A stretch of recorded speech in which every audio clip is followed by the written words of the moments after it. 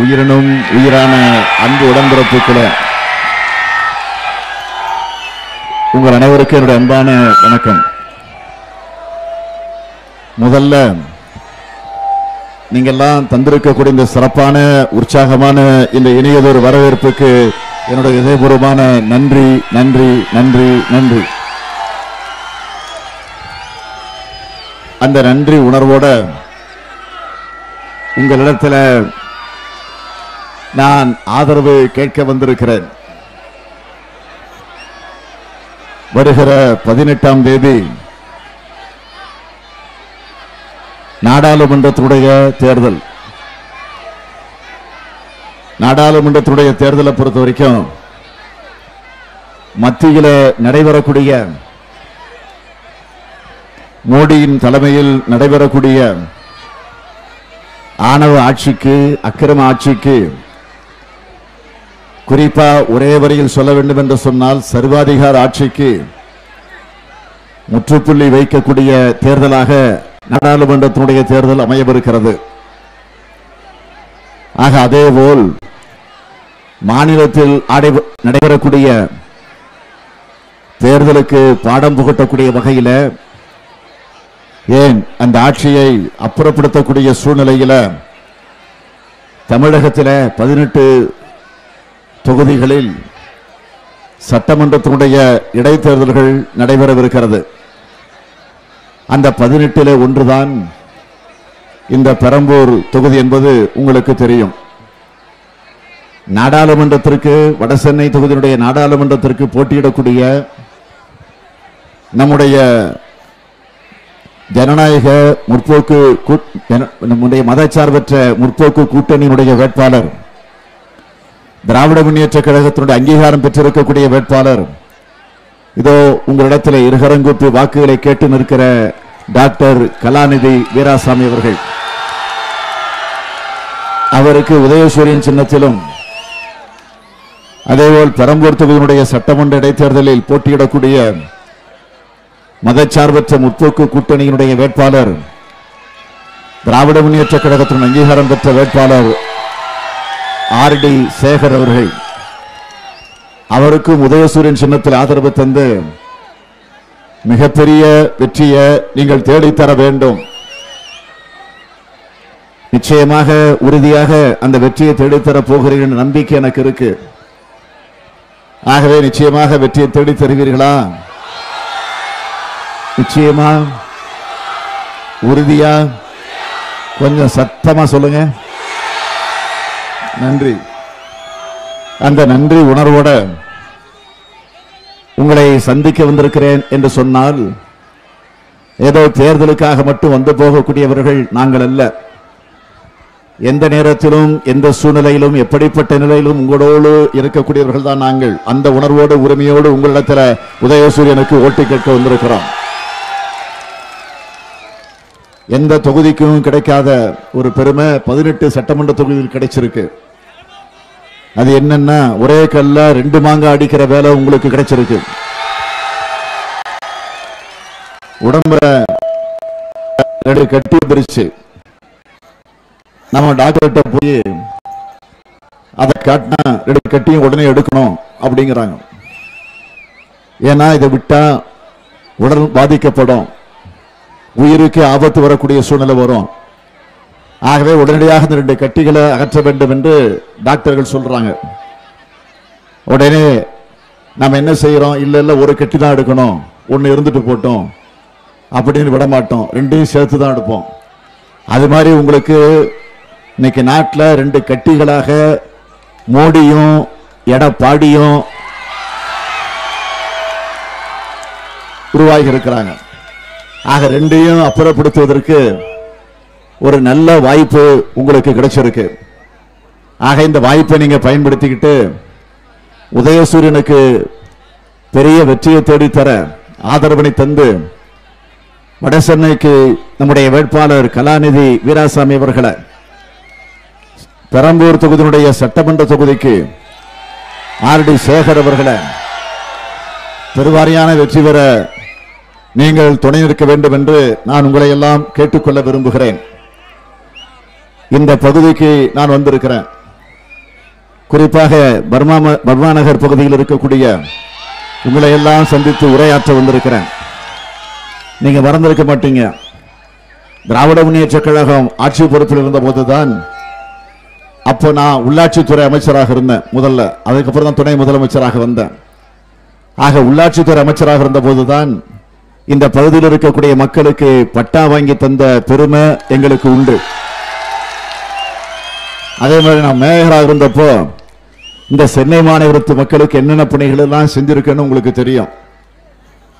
School ரேட்டை, ஸ்கூலினுடைய தரத்தை, அதாவது மாநகராட்சியினுடைய பள்ளிக்கூடத்தினுடைய தரத்தை உயர்த்தின, சாலைகளை புதுசாக போட்டு கொடுத்தோம். அதே போல மின் விளக்குகள், தெருவில் இருக்கக்கூடிய மின் விளக்குகள் சோடியம் ஆவி விளக்கலாக மாற்றி கொடுத்தோம். ஆங்காங்கு ஐமாஸ் லைட்டுகளை பொருத்தணும், பள்ளி கட்டிடங்களை சீர்படுத்தணும். அந்த பள்ளிகளை படிக்கக்கூடிய பிள்ளைகள் விளையாடக்கூடிய ஒரு சூழ்நிலை ஏற்படுத்த விளையாட்டு திடல்களை மேம்படுத்தணும். பூங்காக்கள்னு ஒன்று இருந்துச்சு. ஆக அந்த பூங்காக்கள் பொழுதுபோக்குவதற்காக, குழந்தைகளோடு பிள்ளைகள் விளையாடுவதற்காக, குடும்பத்தோடு சென்று பொழுதுபோக்குவதற்காக பயன்படுத்துகிற இடம் தான் பூங்காக்கள். அதெல்லாம் எந்த நிலையில் இருந்துச்சுன்னு உங்களுக்கு தெரியும். ஆக நான் மேயராக வந்ததற்கு பிறகுதான் பூங்காக்கள் எல்லாம் சீர்படுத்தப்பட்டன. ஆக இப்படி பல பணிகளை, இன்னும் மேம்பாலம் பாருங்க, கரெக்டா சொல்றாரு பாருங்க அவரு, நான் மறந்தாலும் அவர் மறக்கல பாருங்க. ஆக மேம்பாலம் 10 மேம்பாலங்களை, அதிலும் குறிப்பா எந்த மேம்பாலம் சிறப்பான மேம்பாலம்னா பெரம்பூர் மேம்பாலம் தான் சிறப்பான மேம்பாலம் பேர் எடுத்து கொடுத்தோம். ஆக அந்த பாலத்தை குறித்த காலத்தில் நம்ம கட்ட முடியல. காரணம் டெக்னிக்கல் ப்ராப்ளம் வந்துச்சு, தொழில்நுட்ப ரீதியாக சில பிரச்சனைகள் வந்துச்சு. அதை சரி பண்றதுக்குள்ள ஆட்சி போயிடுச்சு. ஆட்சி போன பிறகு அதிமுக ஆட்சிக்கு வந்துச்சு. அதிமுக ஆட்சிக்கு வந்து என்ன பண்ணிருக்கணும், அதை கட்டி முடிச்சிருக்கணும். 5 வருஷம் அப்படியே போட்டுட்டாங்க. ஏன்னா கட்டி முடிச்சா கலைஞருக்கு பேர் வந்துடும், திமுகவுக்கு சிறப்பு வந்துடும், மேயராக இருந்த ஸ்டாலினுக்கு ஒரு நல்ல பேர் வந்துடும். ஆகவே வேண்டான்னு அப்படியே கிடப்பில் போட்டு வச்சாங்க. கிடப்பில் போட்டு வச்சா கூட பரவாயில்ல, நம்ம மீது ஊழல் குற்றச்சாட்டு சொன்னாங்க. அதுக்காக நம்ம மீது வழக்கும் பதிவு பண்ணாங்க. 5 வருஷமா வழக்கு பதிவு பண்ணாங்களே தவிர என்னன்னு ஒன்றும் ஆக்ஷன் எடுக்கல. ஏன்னா ஒரு சிறு துளி கூட எந்த தவறு நடக்கல. நான் பெருமையோடு சொல்றேன், அந்த மேம்பாலங்களை எல்லாம் 1 வருஷத்துல கட்டணும்னு முடிவு செஞ்சோம். ஆனா 10 மாசத்துல கட்டிய பெருமை நான் மேயராக இருந்த போது நடந்துச்சு. இன்னும் பெருமையா சொல்லணும்னா, அந்த 10 மேம்பாலங்களை கட்டுவதற்கு மொத்த எஸ்டிமேட் மதிப்பீடு எவ்வளவு தெரியுமா? 90 கோடி போட்டோம். ஆனா மிச்சப்படுத்தி கொடுத்தோம். 90 கோடி இல்ல கட்டல, 90 கோடியை குறைச்சு 60 கோடியில கட்டி முடிச்சோம். 30 கோடி ரூபாய் மக்களுடைய வரி பணத்தை மிச்சப்படுத்தி கொடுத்தோம். ஆக இந்த பெருமை எங்களுக்கு உண்டு. அந்த பெருமையோடு தான், அந்த உரிமையோடு தான், அந்த உணர்வோடு தான் உங்களிடத்தில் ஓட்டு கேட்க வந்திருக்கிறேன். அதே போல இந்த தேசிய விடுதலை போராட்ட தியாகிகள், அவர்களுக்கு பென்ஷன் கொடுக்கணும், அவங்களுக்கு ஓய்வூதியம் கொடுக்கணும்னு சொல்லி அதற்காக அந்த வாய்ப்பை ஏற்படுத்தி கொடுத்து அந்த குடும்பத்தில் இருக்கக்கூடிய ஒவ்வொருவருக்கும் வேலை வாய்ப்பையும் கலைஞர் அவர்கள் ஆட்சியில் இருந்தப்போ நாம பெற்று தந்தோம். ஆக இப்படி பல பணிகளை நாம நிறைவேற்றி முடிச்சிருக்கிறோம். அதனால தான் அந்த உரிமையோடு உங்களிடத்தில் உதயசூரியனுக்கு ஓட்டு கேட்க வந்திருக்கிறோம். சர்வாதிகாரி மோடி மறந்துடாதீங்க. அதே மாதிரி இங்க ஒரு உதவாக்கர எடப்பாடி, அடிமையா கூனி குறுகி இன்றைக்கு அடமான வச்சிருக்கிறாங்க. இந்த ஆட்சியை மட்டுமல்ல, தமிழ்நாட்டை அடமான வைக்கக்கூடிய சூழ்நிலைக்கு போயிட்டு இருக்கிறாங்க. ஆக அதிலிருந்து நாம் மீட்க வேண்டும் என்று சொன்னா இந்த தேர்தலை நீங்க நல்ல வகையில் பயன்படுத்தணும். மோடி அவர்கள் இப்போ தேர்தல் வந்துட்டுச்சுனால அடிக்கடி வராங்க. இப்போ கூட 9ஆம் தேதி வரப்போறதாக செய்தி வந்திருக்கு தமிழ்நாட்டுக்கு. ஆனா தேர்தல் முடிஞ்சதும் வரமாட்டார். ஏன்னா ஏற்கனவே தேர்தல் நேரத்தில் வந்தார், 5 வருஷம் பிரதமராக இருந்தார்.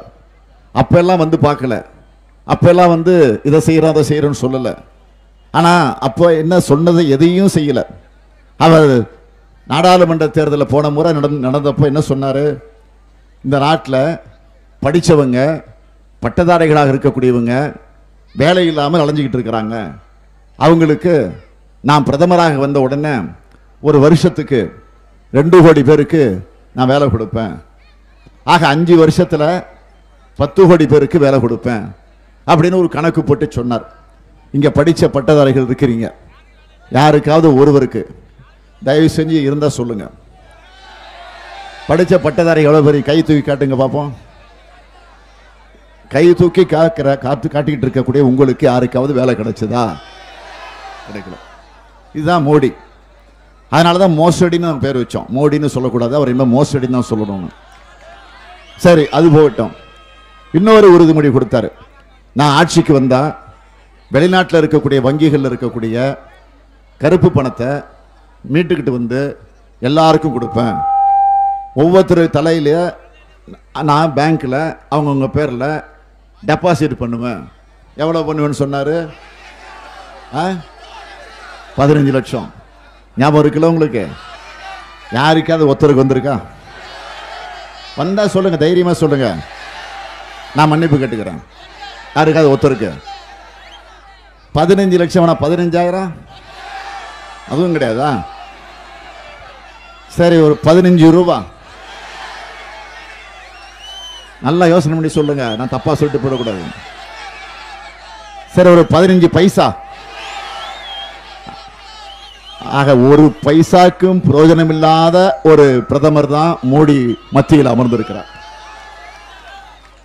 அதனாலதான் இப்போ இந்த தேர்தலில் திராவிட முன்னேற்ற கழகத்தின் சார்பில் நாங்கள் பொறுப்புக்கு வர்றப்போ எங்களுடைய ஆதரவோடு மத்தியில் காங்கிரஸ் கட்சியினுடைய ஆட்சி பிரதமராக ராகுல் காந்தி அவர்கள் அமருகிற நேரத்தில் என்னென்ன பணிகளை ஒட்டுமொத்த இந்தியாவுக்கு, அதேபோல குறிப்பா தமிழ்நாட்டுக்கு நாங்கள் முன்னின்று செய்வோம், குரல் கொடுப்போம் என்ற உறுதிமொழிய வாக்குறுதிகள் எல்லாம் நாம சொல்லி இருக்கிறோம். அதெல்லாம் நீங்க மறந்திருக்க மாட்டீங்க. டிவியில் பத்திரிகையில் படிச்சிருக்கீங்க, பார்த்துருக்கிறீங்க. குறிப்பா சொல்லணும்னா 10ஆம் வகுப்பு வரை படிச்சிருக்கக்கூடிய 1 கோடி இளைஞர்களுக்கு சாலை பணியாளர்கள் வேலையை கொடுப்போம் அப்படின்னு உறுதிமொழி கொடுத்திருக்கிறோம். மகளிர் அவங்க சுய தொழில் தொடங்குவதற்கு வட்டி இல்லாம, வங்கிகள் மூலமா வட்டி இல்லாம 50,000 ரூபாய் கடன் கொடுக்கப்படும் என்று அறிவிச்சிருக்கிறோம். அதே மாதிரி பள்ளி மற்றும் கல்லூரிகளுக்கு சென்று வரக்கூடிய மாணவர்கள் அனைவருக்கும் ரயிலில் பயணம் செய்ய இலவசமாக பாஸ் வழங்கப்படும். தாய்மார்களுக்கு ரொம்ப பிடிச்சது, நீங்க ஆசையா விரும்பி சீரியலை போய் பார்த்துக்கிட்டு அழுதுகிட்டு இருக்கீங்கல்ல டிவியில் உட்கார்ந்து. ஆக அந்த டிவி கேபிள் கட்டண விலையை முன்பு இருந்தது போல குறைப்போம் என்ற அந்த அறிவிப்பும் சொல்லப்பட்டிருக்கு. 50 லட்சம் மகளிர் அவர்களுக்கு மக்கள் நல பணியாளர்கள் வேலை கொடுப்பது என்று முடிவு செஞ்சிருக்கிறோம். சமையல் கேஸ் விலை பழைய முறைக்கு கொண்டு வரப்படும் என்பதை அறிவிச்சிருக்கிறோம். அதை விட இன்னொன்று முக்கியமா, நீட் தேர்வை நிச்சயமாக ரத்து செய்வோம் சொல்லியிருக்கிறோம். நீட் தேர்வுனா என்னன்னு உங்களுக்கு தெரிஞ்சிருக்கு. ஏன்னா நம்ம வீட்டு பிள்ளைங்க, நடுத்தர குடும்பத்தில் பிறந்திருக்கக்கூடிய பிள்ளைங்க, ஏழை எளிய குடும்பத்தில் பிறந்திருக்கக்கூடிய பிள்ளைங்க, அவங்க டாக்டராக உருவாகுவதற்கு வாய்ப்பு இல்லாம சூழ்நிலை ஏற்படுத்துவதற்காகத்தான் மோடி அவர்கள் கொண்டு வந்தது நீட் தேர்வு. ஆக இதை நம்ம தடுக்கணும். ஆக நம்முடைய வீட்டு பிள்ளைகள் ஏன் டாக்டர் ஆகக்கூடாது? எத்தனையோ பேர் நல்ல மதிப்பெண்கள் பெற்று வராங்க. அதுல உதாரணமா சகோதரி அனிதா அரியலூர் மாவட்டம், ஒரு தலித் இனத்தை சார்ந்தவர், தாழ்த்தப்பட்ட சமுதாயத்தை சார்ந்தவர், தற்கொலை செய்து கொண்டு மாண்டு போனாரு. அதெல்லாம் நம்ம மறந்துட முடியுமா? ஆகவேதான் அதையெல்லாம் நாம உணர்ந்து பார்த்துத்தான் நீட் தேர்வை ரத்து பண்ணணும் என்று நாம பல போராட்டங்களை நடத்தணும். எல்லா கட்சிகளும் சேர்ந்து நடத்தணும். அதற்கு பிறகு சட்டமன்றத்தில் நான் பல முறை பேசியிருக்கிறேன். கவன ஈர்ப்பு தீர்மானத்தில், ஒத்திவைப்பு தீர்மானத்தில், கேள்வி நேரத்தில், நேரமில்லா நேரத்தில், அதே மாதிரி நிதிநிலை அறிக்கையின் மீது விவாதம் நடந்தப்போ, காவல்துறை மீது நடந்த அந்த விவாதத்தின் நேரத்தில், இதெல்லாம் மறைக்காம எப்பெல்லாம் எனக்கு வாய்ப்பு கிடைச்சதோ அப்பெல்லாம் இதை பேசியிருக்கிறேன். ஆனால் தீர்மானம் போட்டாங்க, 2 முறை தீர்மானம் போட்டாங்க. திமுக அதை ஆதரிச்சது. முழு மனசோட எதிர்கட்சிங்கிறதுக்காக நான் கவலைப்படலை. இது மாணவருடைய பிரச்சனை, ஏழை எளிய குடும்பத்தில் பிறந்திருக்கக்கூடிய மாணவர்களுடைய பிரச்சனை என்பதற்காக அரசியல் எல்லாம் ஒதுக்கி வச்சுட்டு அந்த தீர்மானத்தை நிறைவேற்றி கொடுத்தோம். மத்திய அரசுக்கு அனுப்பிச்சு வச்சோம். இது வரைக்கும் மத்திய அரசு உரிய நடவடிக்கை எடுத்துச்சா? கிடையாது. அதனால தான் இப்போ நாங்கள் பொறுப்புக்கு வர்றப்போ இதை செய்வோம் அப்படின்னு தெளிவாக சொல்லியிருக்கிறோம். அதை கூட இன்றைக்கு நம்முடைய ராகுல் காந்தி அவர்கள் கூட அவருடைய தேர்தல் அறிக்கையில் திமுக சொன்னதை நாங்கள் பரிசீலித்து உரிய நடவடிக்கை எடுப்போம் என்ற உறுதிமொழி கொடுத்திருக்கிறோம். ஆக இதை விட நமக்கு வேற ஒன்றும் இனிப்பான செய்தி கிடைக்க போறதில்லை. அவ்வளவு மகிழ்ச்சியாக இருக்கு. ஆக இப்படி பல அடிப்படையில் இதை செஞ்சிருக்கிறோம். அதே மாதிரி மாணவர்களுடைய கல்வி கடன், அவர் கல்விக்காக வாங்கியிருக்கக்கூடிய கடன் முழுமையாக தள்ளுபடி செய்யப்படும் என்பதையும் அறிவிச்சிருக்கிறோம். நாம தேர்தல் அறிக்கையை வெளியிட்டோம். எப்போ? நான் சுற்றுப்பயணத்தை 20ஆம் தேதி தொடங்கினேன். போன மாதம் 19ஆம் தேதி வெளியிட்டேன். வெளியிட்டப்போ பத்திரிகை நிருபர்களாக என்னை பார்த்து கேட்டாங்க, இதுதான் கதாநாயகனா? கலைஞர் அவர்கள் ஒவ்வொரு முறையும் வெளியிடுறப்போ கதாநாயகன் சொல்லுவார். ஆக இது கதாநாயகனாக இருக்குமா கேட்டாங்க. கதாநாயகனாக மட்டும் இல்லை, கதாநாயகியாகவும் இருக்கும், ஹீரோயினாகவும் இருக்கும்னு சொன்னேன். அதை தொடர்ந்து இப்போ ராகுல் காந்தி வெளியிட்டு இருக்கக்கூடிய தேர்தல் அறிக்கை எப்படி இருக்கு தெரியுமா? அது சூப்பர் ஹீரோ. அது சூப்பர் ஹீரோ. அது சூப்பர் ஹீரோவாக வந்துட்ட காரணத்தினால மோடி 0 ஆயிட்டார். இப்போ இதுதான் இன்னைக்கு இருக்கக்கூடிய நிலை. ஆகவே திராவிட முன்னேற்ற கழகமாக இருந்தாலும் மத்தியில் அமையவிருக்கக்கூடிய காங்கிரஸ் பேரியக்கத்தினுடைய தலைவராக, ஏன் பிரதமராக உட்கார இருக்கக்கூடிய ராகுல் காந்தி அவர்களாக இருந்தாலும் மக்களுக்கு திட்டங்களை தீட்டி அதை நிறைவேற்ற காத்திருக்கிறார் என்பதற்கு அடையாளம் தான் தேர்தல் அறிக்கை. ஆகவே இந்த தேர்தல் அறிக்கையில் சொல்லப்பட்டிருக்கக்கூடிய இந்த உறுதிமொழிகள் எல்லாம் நிறைவேற்றப்பட வேண்டும் என்று சொன்னால் நாடாளுமன்றத்திற்கு, வடசென்னை தொகுதியினுடைய நாடாளுமன்றத்திற்கு உங்களிடத்தில் நிறுத்தப்பட்டிருக்கிறார் என்று நான் சொல்ல மாட்டேன். உங்களிடத்தில் ஒப்படைக்கப்பட்டிருக்கக்கூடிய வேட்பாளர் தான் இதோ இருகரங்கூப்பி நிற்கிற கலாநிதி வீராசாமி அவர்கள். அவருக்கு நீங்கள்லாம் உதயசூரியன் சின்னத்தில் ஆதரவு தந்து மிகப்பெரிய வெற்றியை தேடித்தரணும். அதேபோல் இந்த வடசென்னை தொகுதிக்கு அடங்கி இருக்கக்கூடிய பெரம்பூர் சட்டமன்ற தொகுதியினுடைய நம்முடைய கழக வேட்பாளர் இதோ உங்களிடத்தில் இருக்கிறாரே ஆர்டி சேகர் அவர்கள், அவருக்கு நீங்கள் உதயசூரியன் சின்னத்தில் ஆதரவு தந்து சிறப்பானதொரு வெற்றியை தேடித்தரணும்.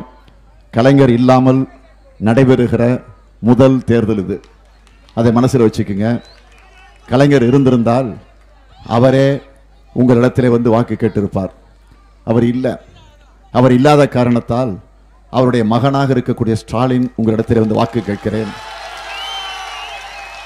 அவர் இருந்திருந்தால் உங்களை எல்லாம் பார்த்து என் உயிரினும் மேலான அன்பு உடன்பிறப்புகளே என்று அந்த கரகர குரலிலே, காந்த சக்தியுடைய அந்த குரலிலே அழைத்திருப்பார்.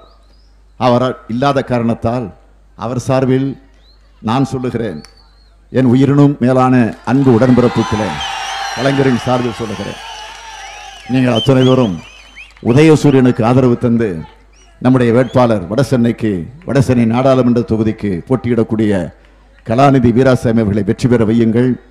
அதேபோல் பெரம்பூர் தொகுதியினுடைய சட்டமன்ற இடைத்தேர்தலில் போட்டியிடக்கூடிய ஆர்டி சேகர் அவர்களை உதயசூரியன் சின்னத்தில் ஆதரித்து பெரும் வெற்றியை தேடி தாருங்கள் என்று உங்கள் அன்போடு கேட்டு, உங்களுடைய அன்புக்கும் உற்சாகத்திற்கும் நன்றி நன்றி நன்றி நன்றி என்று கூறி விடைபெறுகிறேன். நன்றி, வணக்கம்.